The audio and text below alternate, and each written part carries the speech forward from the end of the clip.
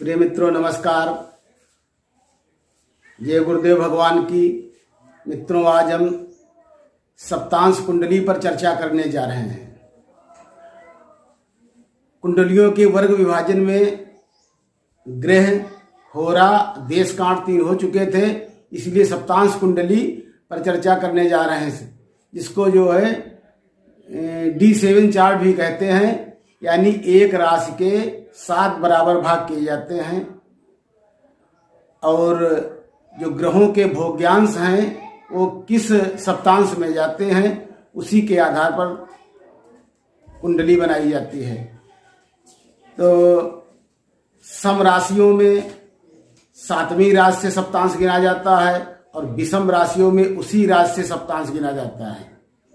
सप्तांश कुंडली से ग्रहों के बलाबल देखे जाते हैं और यदि कहा गया है स्यात् सप्तांशे संतति पुत्र पौत्री, यानी सप्तांश से आप संतान के भाव को सूक्ष्मता से विचार कर सकेंगे। वैसे तो लग्न भाव से भी विचार किया जाता है। लग्न कुंडली से आप पंचम भाव को, पंचमेश को, पंचम स्थित ग्रह को, उन पर दृष्टि करने वाले ग्रहों से आप देखते हैं। लेकिन ये सप्तांश कुंडली से देखेंगे तो सूक्ष्मता से अध्ययन होगा। इसमें सप्तांश कुंडली में पंचम भाव से पहली संतान, सप्तम भाव से दूसरी संतान, नवम भाव से तीसरी संतान, एकादश भाव से चौथी संतान, इस प्रकार से देखते हैं। तो कुल मिलाकर सप्तांश कुंडली की आवश्यकता होती है ग्रहों के बलाबल के लिए भी। संतान से हमको सुख मिलेगा या नहीं मिलेगा, या संतान हमारी ऊंचाइयों तक जाएगी कि नहीं जाएगी, इस प्रकार से संतान भाव के लिए सप्तांश कुंडली की आवश्यकता होती है और ग्रहों के बलाबल में भी आवश्यक है। तो आज हम कुंडली निर्माण विधि पर चर्चा कर रहे हैं। जब सप्तांश कुंडली का विश्लेषण नहीं कर रहे हैं तो आप पूर्व के अनुसार जिस प्रकार से हम बताते चले आ रहे हैं उस प्रकार से देखिए।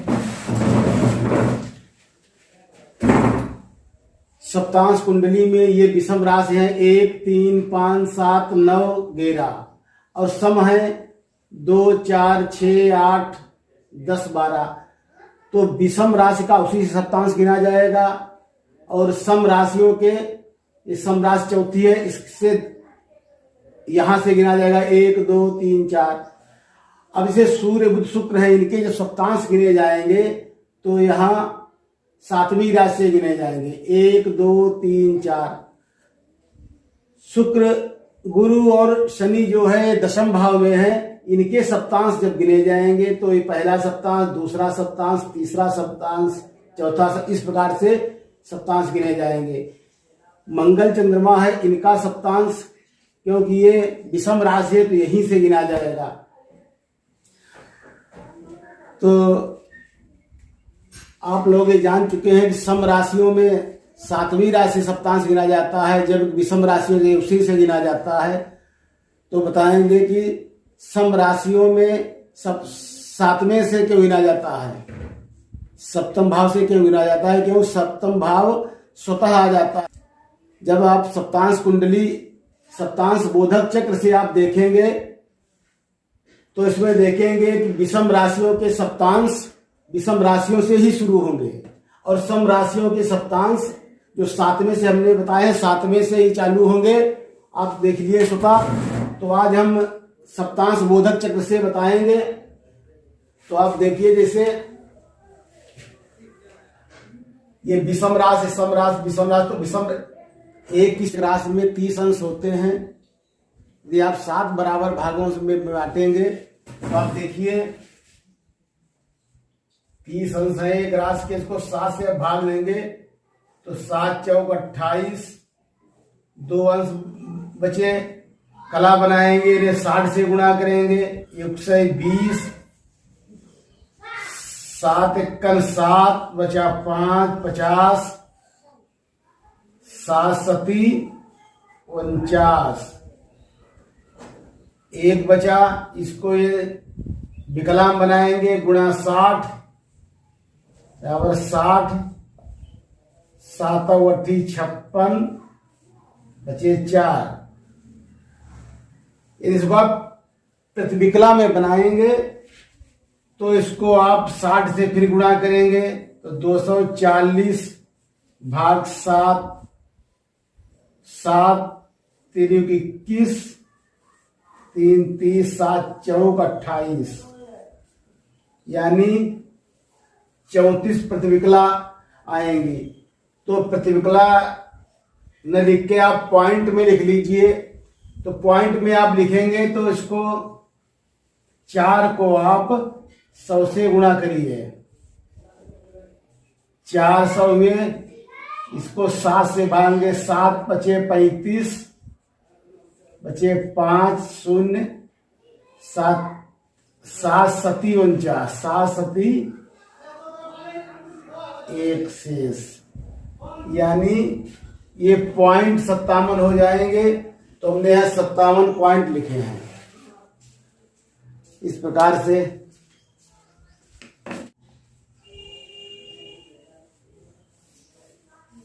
पहला सप्तांश 4 17 8.57 है।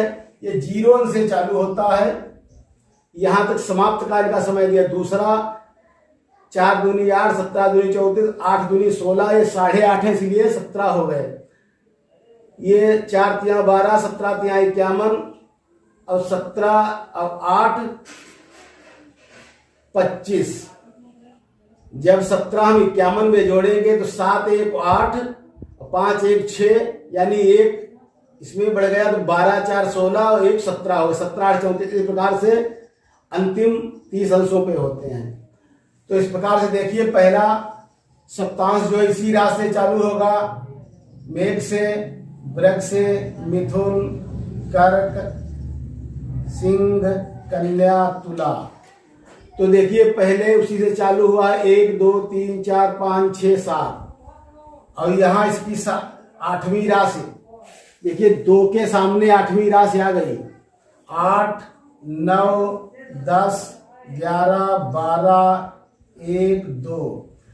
2 के बाद यहां देखिए विषम में उसी राशि सप्तांश चालू हो गया। 3 4 5 6 7 8 9 10। फिर इसमें सब 7वीं राशि आ गई कि ये जो राशियां लिखी हुई है, चौथी राशि का सप्तांश, तो चौथी राशि के सप्तम भाव जो है 10 राशि लिखी है। 10 11 12 1 2 3 4 5। फिर विषम में विषम से शुरुआत हो गई। तो इस प्रकार से आप देखेंगे यहां पे लास्ट जो है 12 आएगा। 6 7 8 9 10 11 12 1 2 3 4 5 6 7। फिर ये विषम में 7 ही अंक आ गए। इस प्रकार से आप देखिए 1 3 5 7 विषम में विषम स्वतः आ जाते हैं। 8 9 10 11 12 1 2 3 4 5 6 7 8 9 10 11 12 1 2 3 4 5 6 7 8 9 10 11। फिर विषम में विषम अंक आ गए। 12 1 2 3 4 5 6 7 8 9 10 11 12। तो आप देखिए, ये आप सप्तांश बोधक चक्र आप बना लेंगे तो 0 से 4 17 8 तक पहला सप्तांश है। दूसरा सप्तांश 1 2 3 4 5 6 7 7 सप्तांश हो गए। अब आप लग्न चक्र निकालेंगे, सप्तांश कुंडली कौन बनेगी। तो आप देखिए लग्न हमारी 2 राशि 29 अंश पर है, यानी अंतिम सप्तांश है 25 42 के बाद 7वां सप्तांश लग जाता है। तो यहां से देखिए अंतिम सप्तांश में है तो तीसरी राशि का अंतिम सप्तांश 9 हुआ। ये शेष आप उसी प्रकार लिख लेंगे। इस प्रकार से लग्न चक्र बनाते हैं।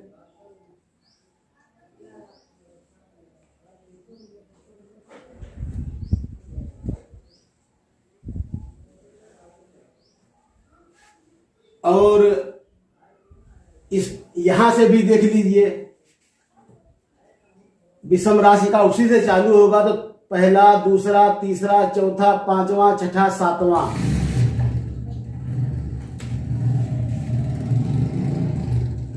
तो सातवें में धनु राशि है, तो धनु राशि लग्न में यहां भी आई, सातवें से गिन लीजिए विषम राशि से, और चाहे सप्तांश बोध चक्र से लिख लीजिए। इसमें चाहे आप यहां से इस डाल सकते हैं ऐसे, चाहे अपनी सुविधा के अनुसार, और न डालना चाहे न डालने, इस प्रकार से आप डाल सकते हैं।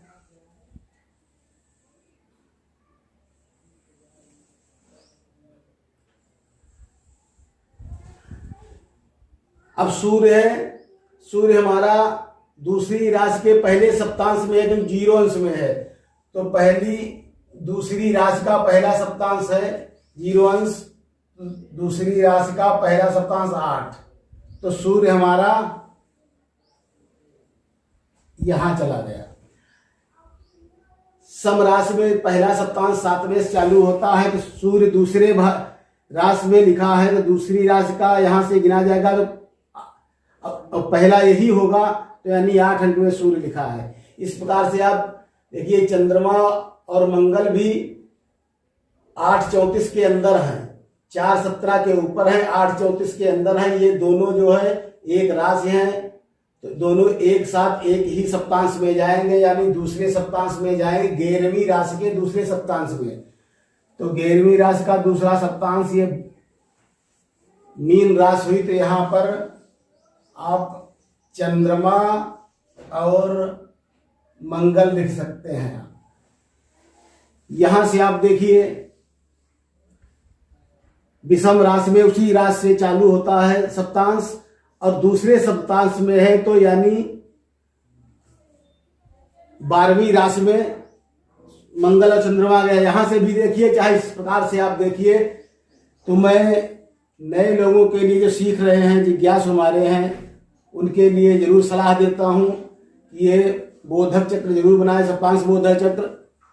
इससे आप बहुत सरलता से बनाते रहेंगे, और जब 2-4 बार आप रिपीट करेंगे, 10-5 कुंडलियां बनाएंगे, देखेंगे, तो आपको एक 17-8 से 21-25, 17-8-21-25 आप सप्तांश में इतना याद कर लेंगे, तो आप सभी लमसम ऐसे मौखिक सप्तांश बना लेंगे। 4-17-8, 8-34 17 हो गए, 4-12, 17-51, 25, और जब 21-25 आप याद कर लेंगे तो इधर जाएंगे, अधिक वाले इसमें हो जाएंगे। इस प्रकार से छठे में भी है, 25-42 के बाद 7वां चालू हो जाएगा, कम रहेगा तो वो छठे में रहेगा। इसके बाद आप बुध को देखिए, बुध जो है दूसरी राशि में 12-44 पे, 12-44, 12-51 तक तीसरा सप्तांश है। यहाँ 12-44 है, तो तीसरे सप्तांश में है दूसरी राशि के तीसरा सप्तांश, दूसरी राशि का तीसरा सप्तांश, ये 10 राशि हुई, दूसरी राशि का तीसरा सप्तांश 10 हुई, तो इसमें जो है बुध यहां चला गया।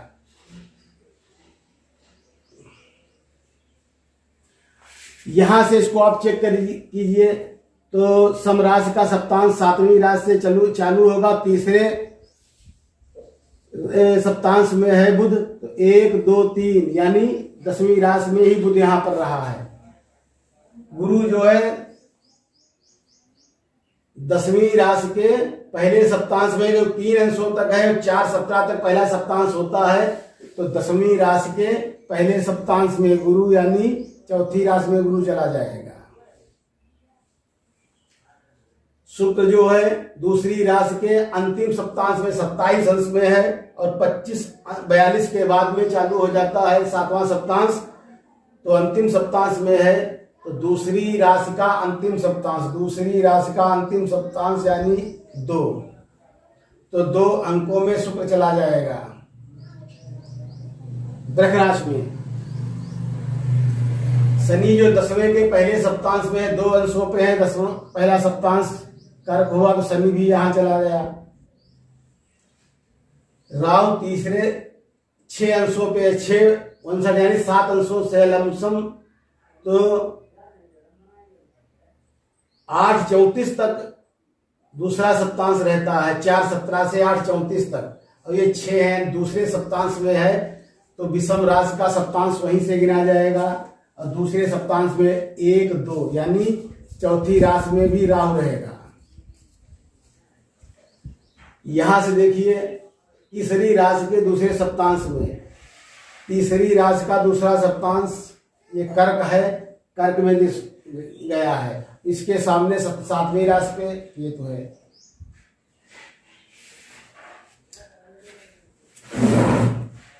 तो मित्रों, इस प्रकार आपने देखा कि सप्तांश बोधक चक्र से यदि आप निकालते हैं तब भी सही आता है, चाहे इस प्रकार से आप निकालिए। विषम राशि में उसके उसी से गिना जाएगा सप्तांश, और सम राशि में उसकी 7वीं राशि से गिना जाएगा।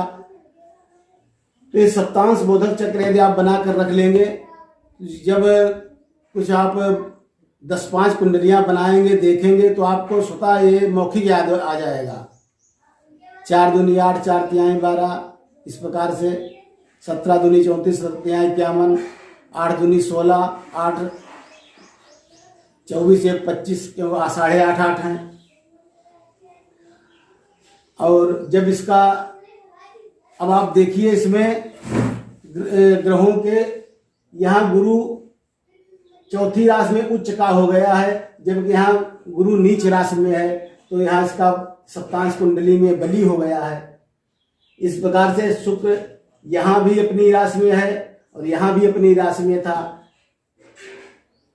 सूर्य जो है यहाँ दूसरी राशि में था, यहाँ 8वीं राशि में चला गया, यानी वो शुक्र की राशि में चला गया, यहाँ अपने मित्र की राशि में चला आया। इस प्रकार से इनके बल आगे निकाले जाएंगे।